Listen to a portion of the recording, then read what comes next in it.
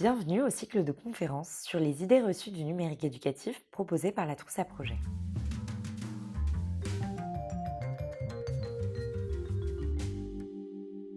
Idées reçues. Maintenant, découvrez le vrai du faux sur le numérique scolaire grâce aux experts. Aujourd'hui, nous entamons la septième conférence, intitulée «Vrai ou faux? Les outils numériques facilitent la vie de tous les parents?» Point d'exclamation.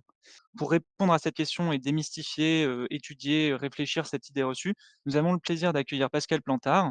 Vous avez publié, l'ouvrage «Pour en finir avec la fracture numérique», hein. C'était donc il y a 12 ans. Voilà et donc, on sait aujourd'hui, c'est peut-être là-dessus que vous vouliez ouvrir les guillemets, que la notion de fracture numérique est largement débattue par les chercheurs depuis presque 20 ans. Et donc, qu'est-ce qui a changé, depuis finalement l'écriture de ce livre et particulièrement en ce qui nous concerne, à savoir le rapport des parents aux outils numériques imposés par la scolarité de leurs enfants? Heu, la notion de fracture numérique, en fait, c'est un imaginaire. Je vais revenir sur, cette notion d'imaginaire. C'est un imaginaire qui provient, finalement du déploiement de l'internet et provient des premiers travaux et des premiers modèles, qui sont plutôt issus, on va dire, des théories de la diffusion, comme si les technologies étaient conçues par des industriels, mis en forme et mis en discours, en publicité par le marketing et que nous, usagers, nous étions strictement et uniquement les consommateurs de ça. C'est beaucoup plus compliqué que ça. Donc petit à petit, on va avoir la fracture de premier niveau avec l'équipement, la connexion, de deuxième niveau avec la question de la manipulation, de troisième niveau avec les usages, etc., etc. Bilan des courses, finalement, ça ne nous permet pas de voir vraiment ce que sont les inégalités socio-numériques, puisqu'il y a un continuum entre les pratiques sociales et les pratiques numériques. Et on voit bien qu'il y a deux techno-imaginaires qui nous posent problème, la digital divide, hein, la fracture numérique, et de l'autre côté, les digital natives, hein, ce que moi j'appelle le complexe d'Obélix. Hein, les jeunes seraient naturellement doués avec les technologies. Donc on reviendra dessus tout à l'heure. Et sur le plan sociétal aujourd'hui, bah, moi je vois des éléments négatifs très importants. Alors le premier, c'est l'explosion de ce qu'on va appeler les exigences numériques de la vie quotidienne et particulièrement la question de la dématérialisation administrative, dans lequel rentre, enfin dans le grand champ finalement de représentation, les questions de l'accompagnement scolaire, du suivi scolaire des familles par les environnements numériques de travail, par Pronote, etc., rentrent dans ce contexte-là. Et là aussi, ces facteurs de pratiques différentes et d'inégalités. Le deuxième élément, c'est finalement l'accélération des modalités de sollicitation numérique de l'économie de l'attention par les plateformes. Et ce qui change, enfin, il y a une vingtaine d'années, très peu d'algorithmes étaient conçus pour être, entre guillemets, addictifs. Hein. De l'autre côté, il y a quand même une prise de conscience comment dire, familiale, enfin générale, assez importante, particulièrement depuis la pandémie. C'est-à-dire qu'en gros, les questions de fracture numérique, d'inégalité, de dématérialisation, on rangeait ça dans la catégorie pauvreté, précarité, vieillissement, ça ne nous concernait pas.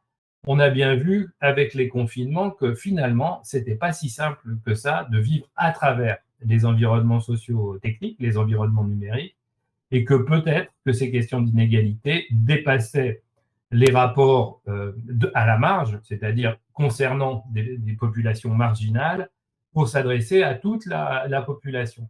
Est-ce qu'il y a des éléments qui permettent de comprendre, les évolutions qu'on a pu constater justement depuis 2011 où on parlait de cette fracture numérique, comme, béante?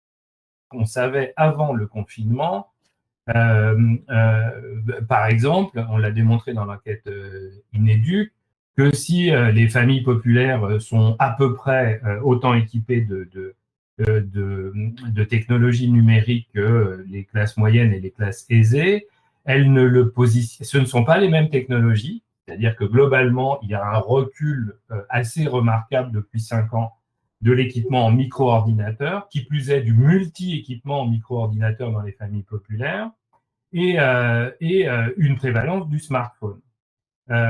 Mais avec une présence très importante de la télévision, et pour les plus jeunes, une présence très importante de la télévision et des consoles de jeux.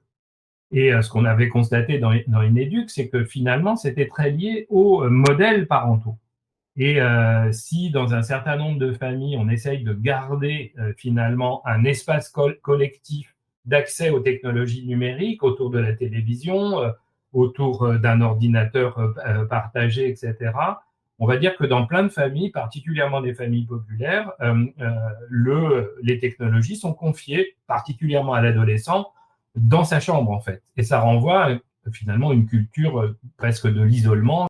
Ça nous a vraiment, vraiment étonnés de se rendre compte que finalement, c'est les personnes sans diplôme ou très peu diplômées, finalement, la compréhension des consignes scolaires était plus discriminante à 38%, là où finalement l'accès aux technologies est moins discriminante, à 14%. Ce que je suis en train de vous dire, c'est qu'en gros, on a une massification des technologies dans la vie quotidienne qui, pour une part, peut faciliter l'appropriation des technologies, mais que quand on va aller dans des sphères qui sont des sphères soit professionnelles, soit administratives, soit liées à la santé, soit liées au scolaire, des champs finalement où il y a un numérique qui répond à d'autres logiques que le numérique du quotidien, hein, on va dire, eh bien finalement ce numérique peut être plus facilitant quand même.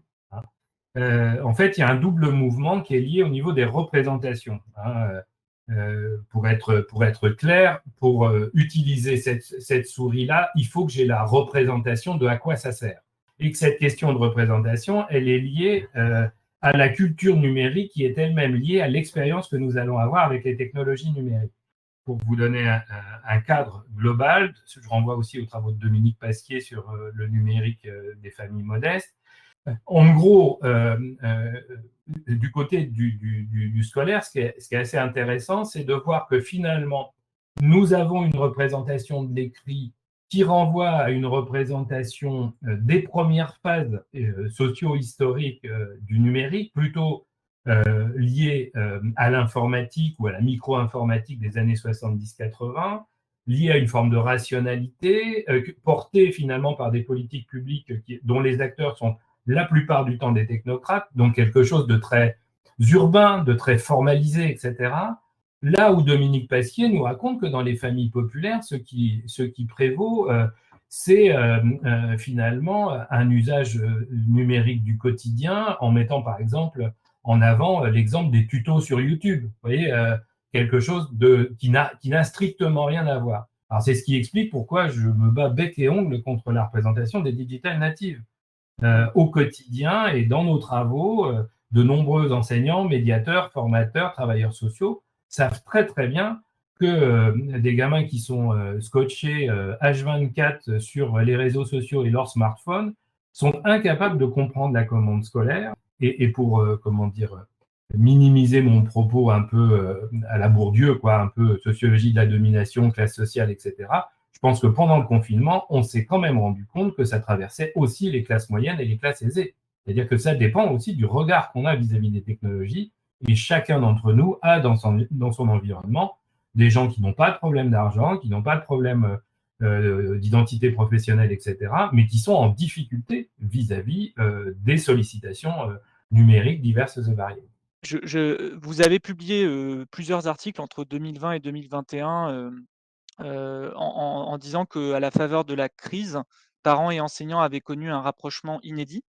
Voilà, est-ce que ce rapprochement a survécu selon vous au monde d'après, entre guillemets? Le principal enjeu des années qui viennent, c'est la question de la parentalité et la question de l'éducation au numérique au sens large, par l'ensemble des acteurs, en commençant par la famille et non pas en finissant par la famille. Et la communication école-famille, eh bien, elle est à la fois écosystémique et multiscalaire, c'est-à-dire à différentes échelles. Et il y a des bassins de vie autour d'établissements scolaires où cette communication a permis de redéfinir les rapports entre le collège, l'école, le collège, le lycée et les parents. Et nous avons des démonstrations qualitatives très très précises là-dessus. Donc il y a ce constat-là, c'est que c'est pas gravé dans le marbre, ça dépend vraiment, et non pas ça dépend vraiment d'écosystèmes, mais qui se génèrent pas à l'échelle nationale, qui se génèrent territoire par territoire, pour moi, à l'échelle des bassins de vie.